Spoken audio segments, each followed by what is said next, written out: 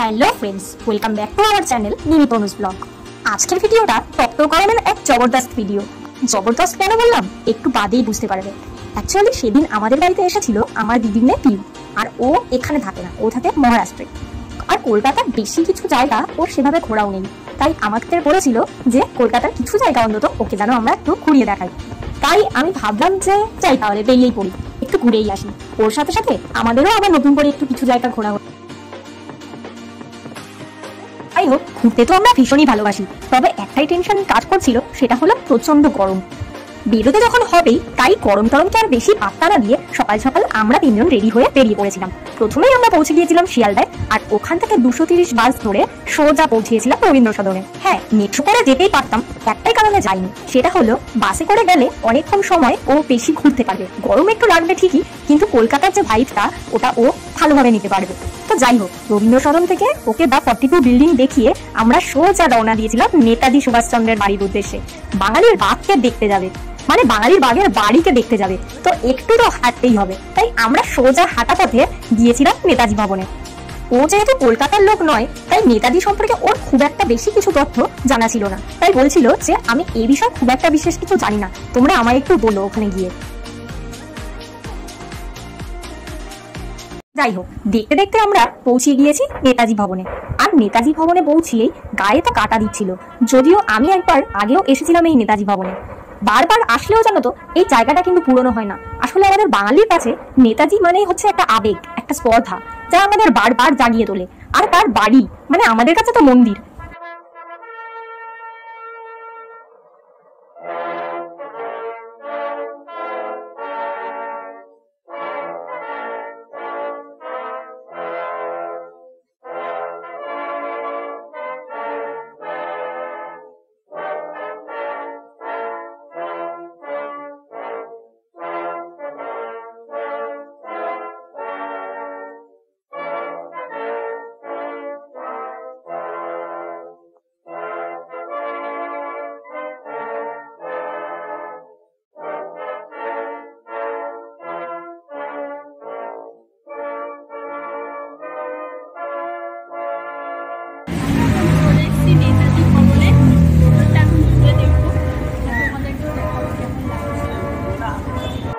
নেতাজি ভবনে ঢুকেই আমরা চটপট করে নিয়েছিলাম ভবনের উপরে যাওয়ার টিকিট। আর টিকিটের প্রাইস পড়েছিল 50 টাকা। আর আমরা যেখানে যাই লোকজনের সাথে আমাদের বেশ ভালোই পরিচয় হয়ে যায়, বেশ খোঁজ গল্প করতেও লেগে যায় কারুর সাথে। আর ঠিক তেমনই টিকিট কাটতে গিয়েও জানো তো টিকিট কাউন্টারের আঙ্কেলের সাথে আমাদের বেশ ভাব জমে গিয়েছিল। আমরা বেশ খানিকক্ষণ সময় ওনার সাথে গল্প করেছিলাম, আর গল্প করে বেরিয়েই দেখা হয়েছিল সিকিউরিটি আঙ্কেলের সাথে, আর তার সাথেও বেশ খানিকক্ষণ গল্প করে নিলাম। আর আঙ্কেল আমাদের বললেন যে তাড়াতাড়ি ওপরে যাও, ওপরটা ভালো করে ঘুরে দেখো, ঘুরে টুরে দেখে নিচে এসে কিন্তু তোমরা সুন্দর করে ভিডিও বানিও।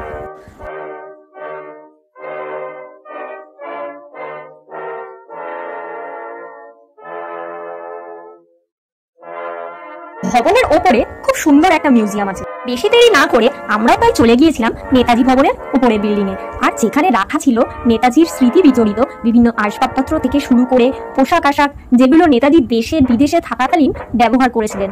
আরো বেশ কিছু বই, জীবনী সংক্রান্ত বিভিন্ন ডিজিটালি সংরক্ষিত জিনিসপত্র, আর বিভিন্ন স্মৃতি বিজড়িত বিভিন্ন ঘটনাবলী যেগুলো প্লে করা হচ্ছিল স্ক্রিনে। দেখতে দেখতে তো গায়ে কাটা দিয়ে উঠছিল। একবার দেখেছিলাম আগে, কিন্তু আবার দেখলাম। যতবারই নেতাজির জিনিস দেখি না কেন আমার কাছে যেন পুরনো হতেই যায় না। আসলে আমাদের বাঙালিদের কাছে নেতাজি মানেই তো একটা স্পর্ধা। স্পর্ধা আজও আমাদের বাঙালিকে মাথা উঁচু করে বাঁচতে শেখায়। বাঙালি ভুল বললাম, সর্বভারতীয় প্রেক্ষাপটে আমাদের প্রতিটি ভারতীয়কে আজও চোখে চোখ রেখে কথা বলতে শেখায়, প্রশ্ন করতে শেখায়, আর মাথা উঁচু করে বিশ্বের দরবারে চলতে শেখায়। ইতিহাসকে যেন চোখের সামনে দেখছি, আর ছুঁয়ে দেখছি স্মৃতি বিজড়িত সেই মহামানবের বাড়িটি। আর এই অনুভূতি সত্যি কথা বলতে ভাষায় প্রকাশ করা যাবে না।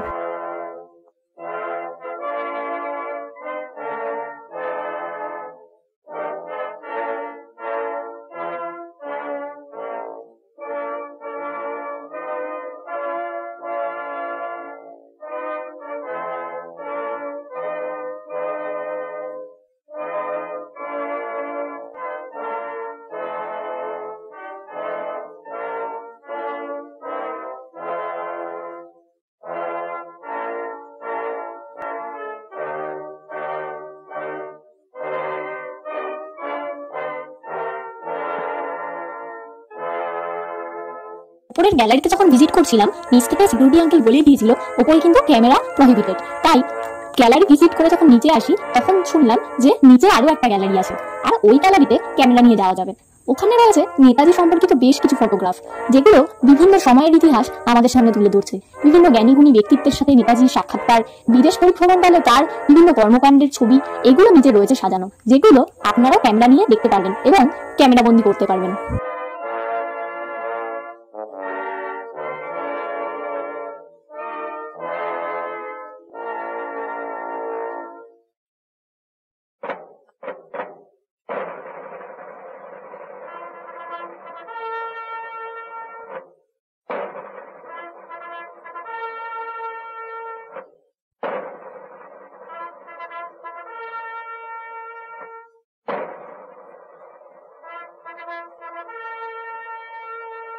ওরে ফটো মোটামুটি মিটিয়ে এরপর আমরা চলে এসেছিলাম নিচে, আর নিচে এসেই চলে গিয়েছিলাম সেই বিখ্যাত স্থানে, মানে যেই স্থান থেকে নেতাজি ব্রিটিশ পুলিশের চোখকে ফাঁকি দিয়ে ছদ্মবেশে মহাবীর নিষ্ক্রমণের পথে পাড়ি জমিয়েছিলেন, মানে ভারত ত্যাগ করেছিলেন।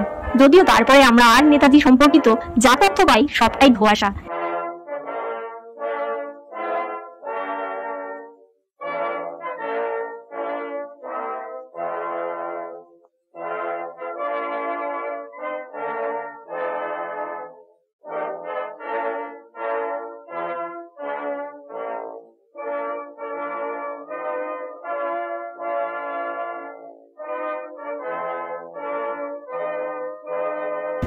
আজকে আমরা এসেছি হচ্ছে নেতাজি সুভাষচন্দ্র বসুর বাড়িতে, নেতাজি ভবন।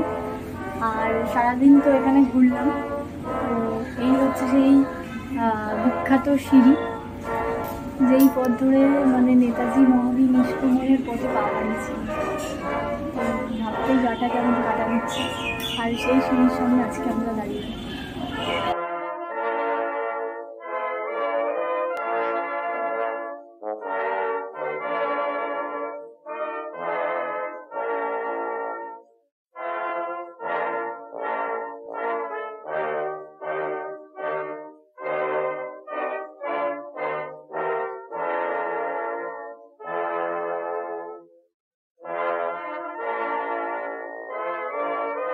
যাই হোক, নেতাজি ভবনের মিউজিয়াম ঘুরে টুরে বাইরে যখন আমরা বেরিয়ে আসি তখন বাইরে বিভৎস গরম, আর সেই গরমে গলা পুরো শুকিয়ে কাঠ। আর শুকানো গলাকে একটু তৃপ্তি দিতে এরপর আমরা খেয়ে নিই একটু কোল্ড ড্রিঙ্কস আর আইসক্রিম। যাই হোক, কোল্ড ড্রিঙ্কস আর আইসক্রিম খেয়ে গলা ভিজিয়ে নিয়ে এরপর আমরা হেঁটে চলে যাই বাস স্ট্যান্ড, আর অপেক্ষা করতে থাকি সেখানে বাসের জন্য।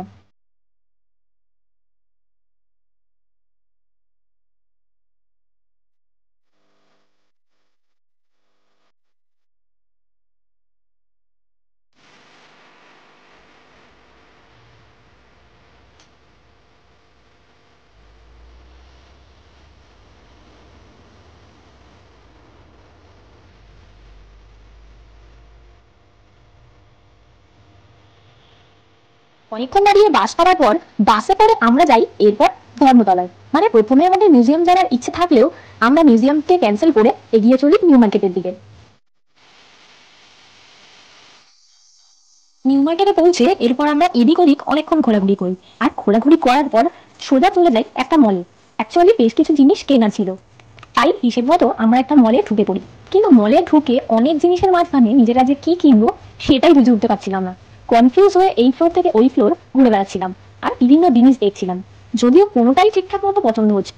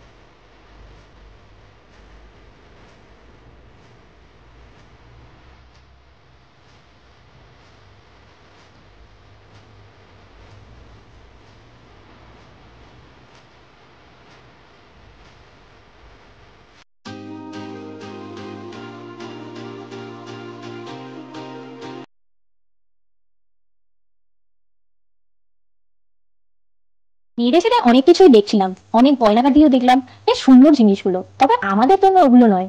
তাই অনেক কিছু দেখার পর ভাবলাম যে কি আর নেবো। এসেন্সিয়াল বলতে একটা জিনিস নেওয়া ছিল, সেটা হলো জলের বোতল। দেখছিলাম সুন্দর অফার দিচ্ছে, বাই ওয়ান গেট ওয়ান।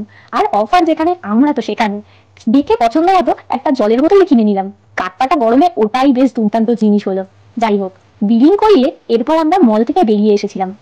আর মল থেকে বেরিয়ে দেখলাম যে সামনে Jaiswal sweet corn chaat centre. আর তিনজনের পেটেই খিদে ছুঁচোতে দম মারছিল। সেই সাত সকালবেলা বাড়ি থেকে ব্রেকফাস্ট করে বেরিয়েছি, হবে নাই বা কেন। আর ওই সেন্টারে দেখা মাত্রই তিনজনেই চলে গিয়েছিলাম ওখানে, আর নিয়ে নিয়েছিলাম একটা কনচার্ট। আর তিনজনের কেমন হবে না হবে এই ভাবতে ভাবতে একটাই নিলাম। একটা নিয়েই ওখান থেকে টেস্ট করলাম তিনজনে। মোটামুটি ছিল, অ্যাভারেজ টেস্ট, খুব একটা ভালো বলবো না, কারণ আগেও আমি খেয়েছিলাম সেই রকম টেস্ট এখন আর নেই। তো যাই হোক, কনচার্টটা খেয়ে এরপর আমরা ঠিক করলাম যে শ্রীলেদার্সে যাবো, কারণ একটা জুতো নেবার ছিল। তবে শ্রীলেদার্সে গিয়ে দেখলাম মোটের ওপর হালকাই আছে ভিড়, তাই তিনজনেই ঢুকে জুতো দেখতে শুরু করলাম। তবে ওই যা হয় আর কি, জুতো দেখেও পছন্দ হলো না। তাই ওখান থেকে এরপর আমরা দু একটা জুতো ট্রাই করে বেরিয়ে এলাম।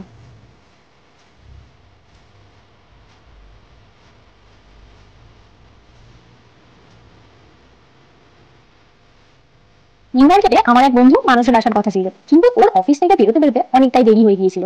আর যেহেতু দুপুরে অনেকটা গড়িয়ে গিয়েছিল, তাই ঠিক করেছিলাম যে এরপর আমরা একবারে লাঞ্চ করতে গিয়েই দেখা করবো।